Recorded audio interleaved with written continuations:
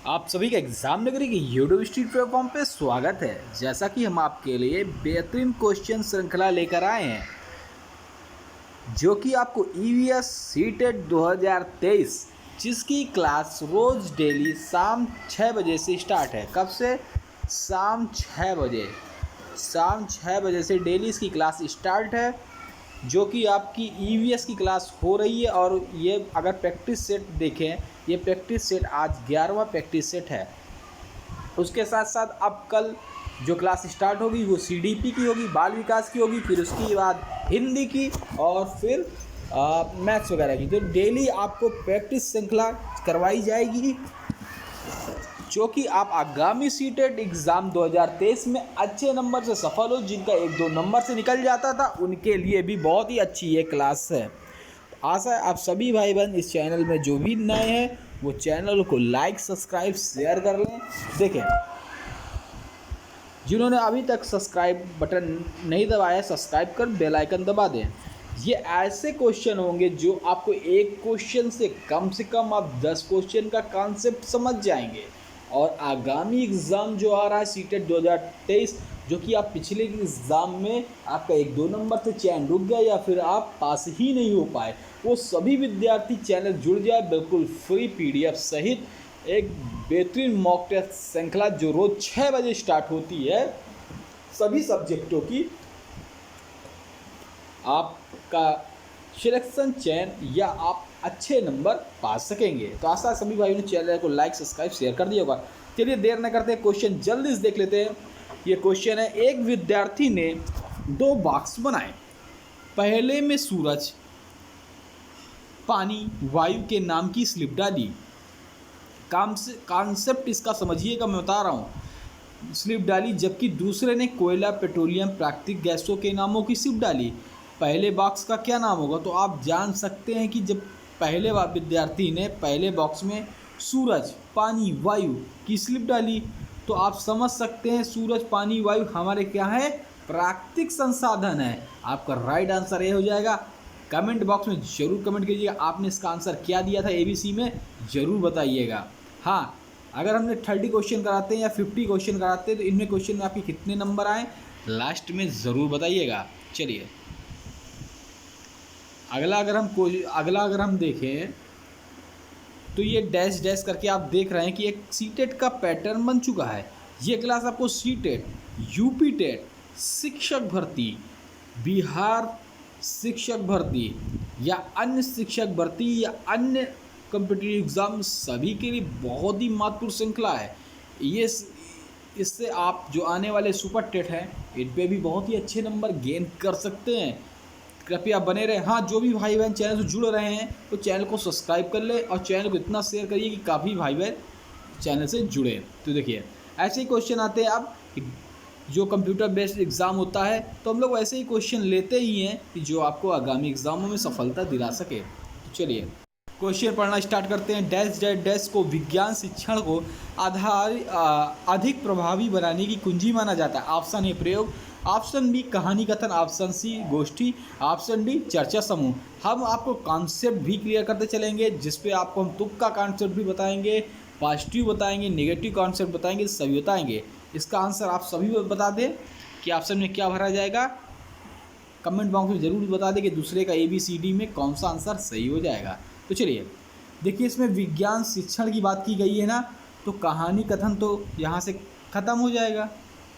भाई विज्ञान शिक्षण की बात की तो कहानी का गोष्ठी, समूह चर्चा खत्म हो जाएगा। और समूह चर्चा गोष्ठी एक ही में आती है तो ये भी खत्म हो जाएगा, क्योंकि विज्ञान शिक्षण में क्या होते हैं? प्रयोग। प्रयोग विज्ञान से रिलेटिव एक्सपेरिमेंट। तो आपका राइट आंसर ये हो जाएगा। तो आप समझ गए ना कौन सा क्वेश्चन हमें काटना, कौन सा क्वेश्चन आपका सही निकल आएगा। चलिए तीसरा क्वेश्चन, निम्न में से कौन सी परिघटना कक्षा में प्रदर्शित नहीं की जा सकती है? बर्फ निर्माण, वाष्प बिंदु निर्माण, कोयला निर्माण या बर्फ से तरल निर्माण। ऑप्शन नंबर ABCD तीसरे का कौन सा राइट आंसर है, ज़रूर बताइएगा। बिल्कुल कॉन्सेप्ट एकदम हम आपका क्लियर कर देंगे।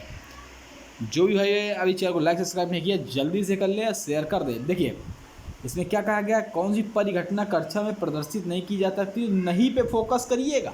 यही आपका 1 से 2 नंबर कम करा देता है। यहाँ पे आप टिक लगा देते, नहीं पढ़ पाते। देखिए बर्फ़ निर्माण तो हो सकता है फ्रीजर द्वारा कक्षा पे, वाष्प बिंदु निर्माण हो सकता है, बर्फ़ से तरल निर्माण कर सकते हैं, लेकिन कोयले का निर्माण नहीं कर सकते।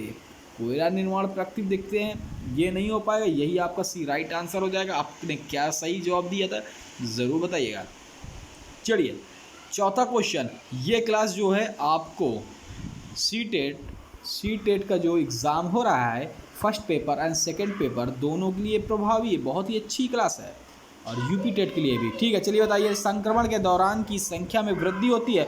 अगर आपके संक्रमण है मतलब इन्फेक्शन अगर है तो क्या वृद्धि होगी, इस डैश डैश में आपको भरना है, इस खाली स्थान पे एंथ्रोसाइट, ल्यूकोसाइट, प्लेटलेट या हीमोग्लोबिन। तो आपको पता है कि जब आपको डेंगू होता है तो आपके क्या कम होते हैं, डेंगू पे platelets, RBC, red blood cell, ठीक है, प्लेटलेट्स कम होते हैं। तो इसका आंसर आपको देना है, चौथे का राइट आंसर आप दे दीजिए। तो जब संक्रमण होता है इन्फेक्शन, तो ल्यूकोसाइट जो होती हैं आपकी कम होती हैं। चलिए आपने क्या आंसर दिया जरूर बताइएगा। चलिए इसका आंसर दीजिए।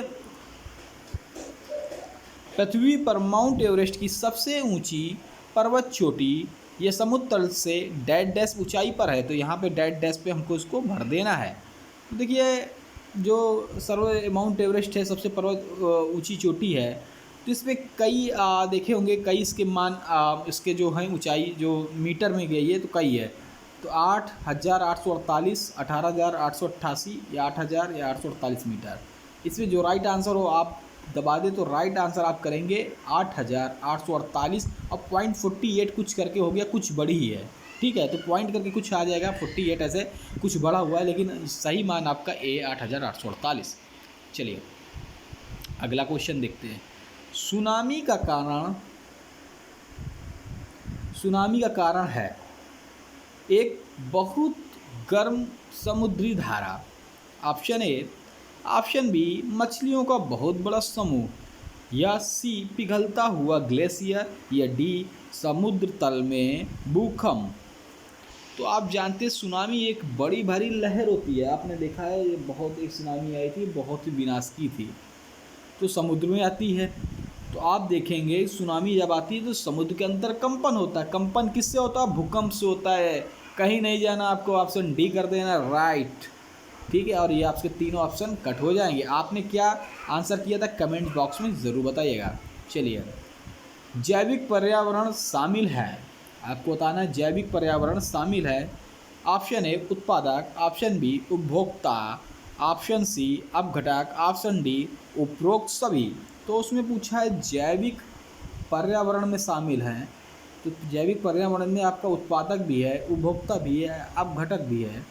तो आपका आंसर नंबर डी उपरोक्त सभी आंसर सही हो जाएगा। अगर आपने नहीं पढ़ा तो हमारी ईवीएस की काफ़ी पीछे जाइएगा, हमने बिल्कुल इसको कॉन्सेप्ट सही समझाया है, उसको देख लीजिएगा एक बार। ये ईवीएस की 11वीं क्लास से, इससे पहले आपने नहीं देखा तो देख लीजिएगा, सब में कॉन्सेप्ट के हिसाब से है। अगर आप ये समझ लेंगे तो सभी कर लेंगे क्वेश्चन। चलिए आपने क्या आंसर दिया तो ज़रूर बताइए। जिन्होंने लाइक सब्सक्राइब अभी नहीं किया, सब्सक्राइब का बेल आइकन दबा दें। रोज़ 6 बजे हम मिलेंगे आपको नए नए सब्जेक्ट के साथ। चलिए लाल रक्त कणिकाएं शरीर में ऑक्सीजन का संवहन करती हैं, वयस्कों में इनका निर्माण होता है। 8वां ऑप्शन ए यकृत में, ऑप्शन बी गुर्दों में, ऑप्शन सी हृदय में, ऑप्शन डी अस्थि मज्जा में। तो जो लाल रक्त कणिकाएं होती हैं इनका ऑक्सीजन का संवहन, वयस्कों में इनका निर्माण डेड डैश जगह होगा अस्थि मज्जा में। ऑप्शन नंबर डी राइट हो जाएगा। यकृत नहीं, यकृत हमारा सबसे बड़ा जगह, लीवर जो है हमारे अगर इंटरनल पार्ट देखा जाए सबसे बड़ा है, ठीक है। तो और जो गुर्दे होते क्या करते हैं, छन्नी का काम करते हैं, किसको, ब्लड को। चलिए अस्थि मज्जा राइट आंसर हो जाएगा। चलिए अगला क्वेश्चन बताइए। मिथिला लोक चित्रकला का लोकप्रिय नाम है Warli, Mandana, option C Madhubani, option D Alpana. इसका राइट आंसर आप सभी भाई बहन दे दें जल्दी से। ए बी सी में कौन सा इसका राइट आंसर हो जाएगा, मैं तो फिर आपको बता ही रहा हूँ। चलिए आपने इसको देख दिया होगा कि बिहार की सबसे में फेमस वर्ली तो ये महाराष्ट्र की हो जाएगी, ठीक है। बिहार की अगर सबसे आप फेमस देखें तो मधुबनी आपने पढ़ा होगा, मधुबनी कला, ठीक है। चलिए, बिहार तो बहुत क्वेश्चन आते हैं सीटेट वगैरह में, ठीक है। कोकल रेल सीधे जोड़ती है, बहुत बार ये सभी क्वेश्चन बहुत बार पूछे गए, मैं कह रहा हूँ आप सभी के लिए सोने पे सुहागा है, इनको अब कर लीजिए, बहुत क्वेश्चन पूछे गए। कोकल रेल सीधे जोड़ती है, ऑप्शन ए मंगलौर और मुंबई को, ऑप्शन बी कोची गोवा को, ऑप्शन सी कोलम और कोचीगोड को, ऑप्शन डी अलपुझा और मंगलौर को। तो कोकल रेल अगर जोड़ती अगर पूछा जाए तो मंगलौर को मुंबई से जोड़ती है, आपका राइट आंसर ए हो जाएगा और सभी आंसर गलत हो जाएगा। आपने क्या आंसर दिया था ज़रूर कमेंट बॉक्स में बताइएगा। चलिए, मादा मच्छर रक्त चूसने का कार्य क्यों करती है? ए मलेरिया फैलाने के लिए, बी संक्रमण फैलाने के लिए, अपने जीवन को बचाने के लिए, डी अंडे देने के लिए। जल्दी इसका राइट आंसर आप दे दें, इसका राइट आंसर क्या होगा? ए बी सी डी 11वें का जल्दी से दे दीजिए। देखिए, मादा मच्छर रक्त चूसने का कार्य क्यों करती है? तो भैया मलेरिया फैलाने के लिए, संक्रमण फैलाने के लिए, अपने जीवन को बचाने के लिए और अंडे देने के लिए। इन 4 ऑप्शनों पे आपको एक आंसर चूज़ करना है, तो आपका इनमें से राइट विकल्प हो जाएगा अंडे देने के लिए, ठीक है। चलिए, तो देखिए, मादा मच्छर स्वस्थ अंडे देने के लिए रक्त चूसन का कार्य करती है। अंडे देने का कार्य नर मच्छर मेल मॉस्किटो का नहीं होता, इसलिए नर मच्छर रक्त नहीं चूसता। देख लीजिए, नर रक्त नहीं चूसता, मादा ही चूसती है। आप इसमें देख सकते हैं कहाँ कहाँ क्या क्या है, तभी सभी लोग इसीलिए सब जगह भारी हैं भैया। चलिए देखिए, 12 और देख लेते हैं।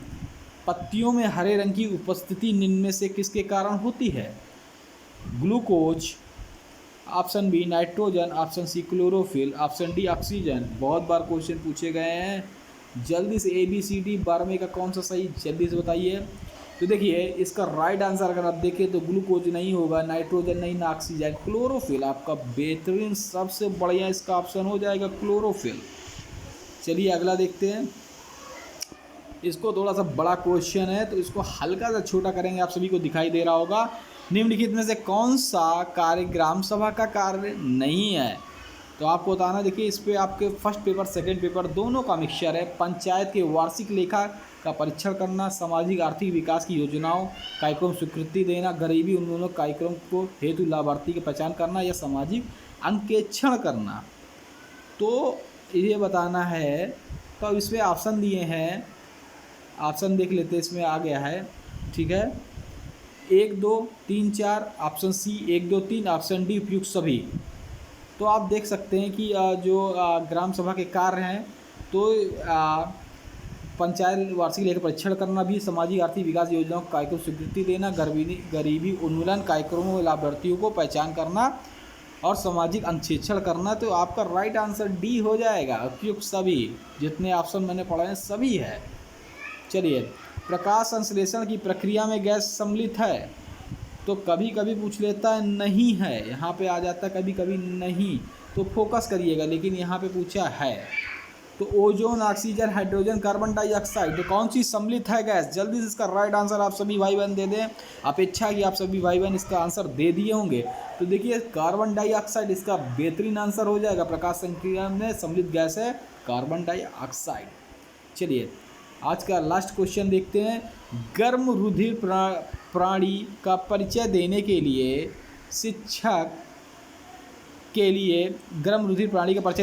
शिक्षक के लिए श्रेष्ठ शिक्षण सामग्री होगी? ए मेढक के जीवन चक्र का चार्ट, मुर्गी के जीवन चक्र का मॉडल, वास्तविक तितली, कक्षा के बाहर बैठा कुत्ता। तो आप इसका आंसर सभी भाई बहन ए बी सी डी कर दे सकते हैं। इसका राइट आंसर जो हो जाएगा आप बता दीजिए। तो ये गर्म रुधिर प्रणाली की परिचय देने की शिक्षा को श्रेष्ठ विधि क्या होगी? तो वो भैया मैंने कहा कि विद्यालय को वास्तविक दुनिया से जोड़ना। तो भैया कक्षा के बाहर जो कुत्ता बैठा होगा दिखा देंगे भैया कैसे गर्म रुधिर प्रणाली के परिचय देने की शिक्षक से सबसे उपयुक्त ऑप्शन यही होगा, कक्षा के बाहर बैठा कुत्ता। तो उसको दिखा देंगे, ठीक है, कि कैसे गर्मी में, ठीक है। मेरे ख्याल से आज का 15 क्वेश्चन में से आपके कितने क्वेश्चन सही हुए हैं ज़रूर बताइएगा। 18 घंटे 18 घंटे कौन सा जानवर सोता है?